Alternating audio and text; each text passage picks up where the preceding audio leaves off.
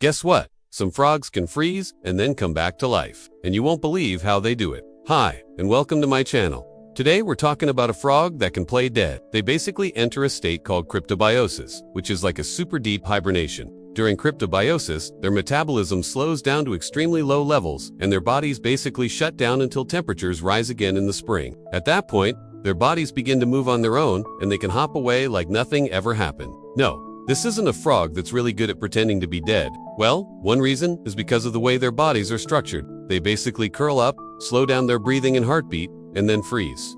And yes, they do unfreeze in the spring, and when they do, they're able to hop away without any damage to their body. Frogs have special jelly-like proteins in their cells that help them keep their shape when frozen. When their bodies start to freeze, frogs produce a natural antifreeze. This helps lower the freezing point of the water in their bodies, so they don't freeze solid. These proteins also help prevent ice crystals from forming in their bodies, which can damage cells. It is a frog that can actually freeze its body completely and then come back to life in the spring. It's hard to believe, but some frogs can survive being frozen solid all winter long. But you're probably wondering, how does a frog survive being frozen like that? Another reason is because frogs can control how much water they have in their bodies. By getting rid of extra water, they can prevent ice from forming in the first place. Before they freeze, frogs basically remove most of the water from their bodies by slowing down their metabolism. This makes their bodies more resistant to freezing temperatures. Only certain kinds of frogs that live in cold climates have these special adaptations. One of these frogs is called the wood frog.